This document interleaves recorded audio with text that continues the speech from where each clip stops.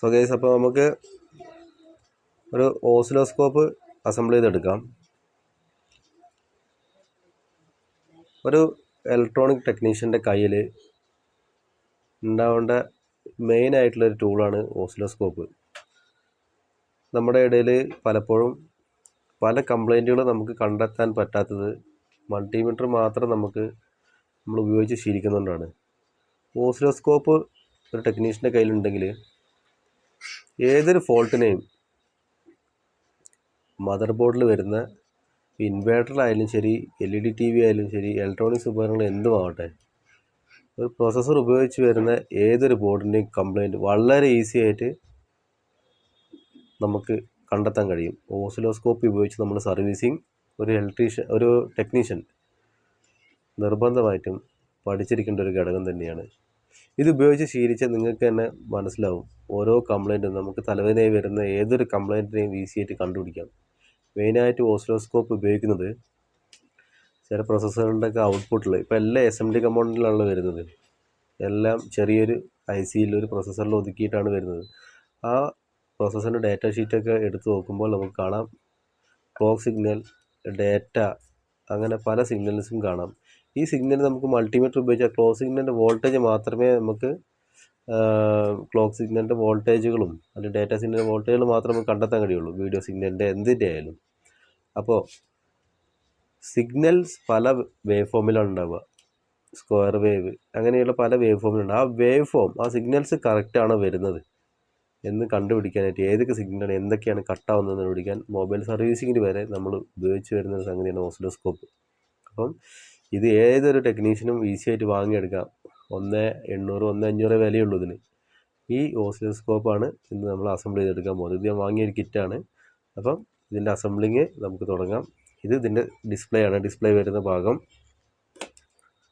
ഈ ബോർഡാണ്. ഇതിൻ്റെ മെയിൻ ബോർഡ്, മദർ ബോർഡ് ഈ ബോർഡാണ് ഓസിലോസ്കോപ്പിൻ്റെ. നമുക്ക് ഓസിലോസ്കോപ്പ് ബോർഡുകളിൽ ചെക്ക് ചെയ്യാനുള്ള നോബുകൾ, പിന്നെ അതിൻ്റെ ഫ്രെയിം വർക്കിനുള്ള ആക്സസറീസ്, മെറ്റീരിയൽ, ഇതതിൻ്റെ ഓരോ നോബുകൾ. അപ്പം ഇതിൻ്റെ അസംബ്ലിങ് വരുന്നത് ഫസ്റ്റ് പാർട്ട് ഇതാണ്. ഇതൊന്നാണ് നമ്മൾ അസംബിൾ ചെയ്ത് തുടങ്ങേണ്ടത്. മദർ ബോർഡ് സീറ്റിംഗ് ചെയ്യാൻ വേണ്ടിയിട്ട് ഒരു ഓഫ്നെറ്റ് ഇട്ട് വെക്കണം. അതിന് ശേഷമാണ് മദർ ബോർഡ് നമ്മളിതിലേക്ക് ഇറക്കി വെക്കുന്നത്.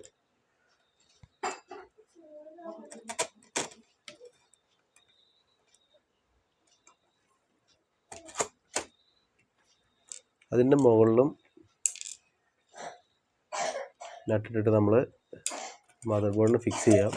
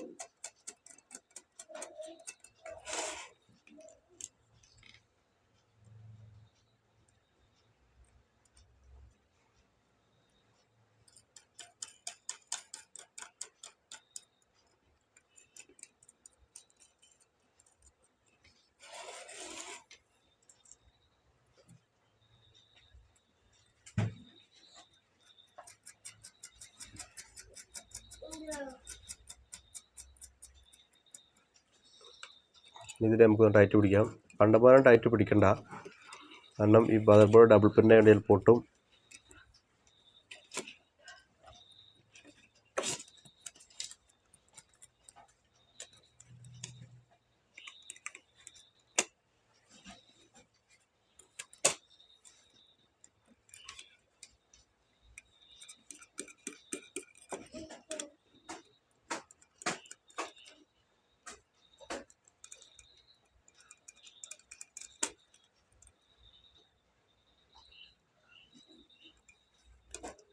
ഇതിൻ്റെ ഈ മദർ ബോർഡിൻ്റെ ഇതിൻ്റെ ഇടയ്ക്കും ചെറിയൊരു സ്പേസ് വേണം. കാരണം ഇതിൻ്റെ മുകളിൽ ഈ നോബുകൾ വരുന്നുണ്ട്. ഈ നോബുകളിൽ പുറത്തേക്ക് പ്രൊജക്ഷൻ വേണമെങ്കിൽ നമുക്ക് ചെറിയൊരു സ്പേസ് ഇതിൻ്റെ അടിയിലിടണം.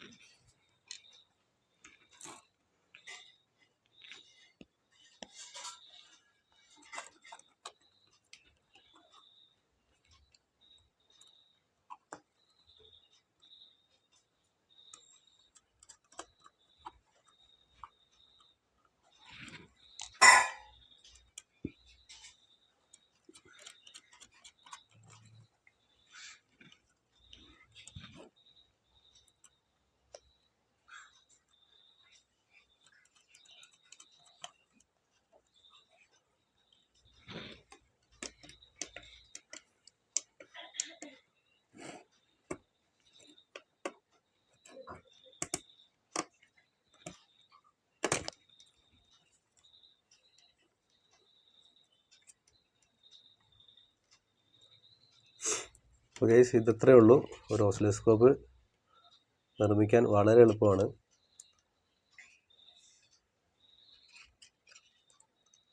അപ്പോൾ അടുത്ത വീഡിയോയിൽ ഇത് എങ്ങനെയാണ് നമ്മൾ ഉപയോഗിക്കുന്നത്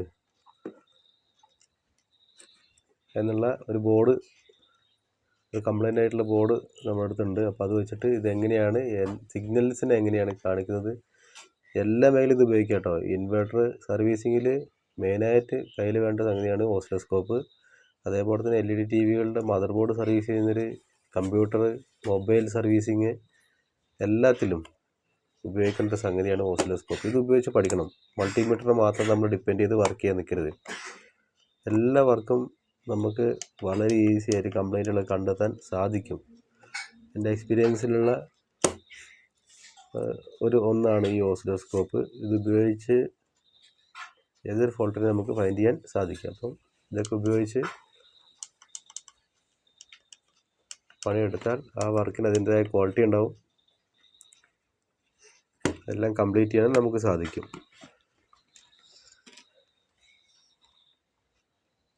ഇത്രയുള്ള ചെയ്യാനായിട്ട്. ഇതിന് കിറ്റിന് 1800 രൂപ 1500 രൂപ റേഞ്ചിലാണ് വരുന്നത്. ഇതിൻ്റെ മോഡൽ നമ്പർ, കിറ്റിൻ്റെ മോഡൽ നമ്പർ ഞാൻ ഡിസ്ക്രിപ്ഷനിൽ കൊടുക്കാം. ആവശ്യമുള്ളവർ ആമസോണിലൊക്കെ കിട്ടും. ഈ കിറ്റ് ഓർഡർ ചെയ്ത് വാങ്ങിക്കാവുന്നതാണ്. അപ്പോൾ അടുത്ത വീഡിയോയിൽ ഇത് എങ്ങനെയാണ് ഉപയോഗിക്കുന്നത്, ഇത് കോൺഫിഗർ ചെയ്യുന്നത് എങ്ങനെയാണെന്നുള്ളത് കറക്റ്റ് ഞാൻ അടുത്തൊരു പാർട്ടിൽ ഞാൻ പറഞ്ഞുതരും. അപ്പോൾ വീണ്ടും പുതിയ വീഡിയോയുമായിട്ട് അടുത്ത വട്ടം കാണാം.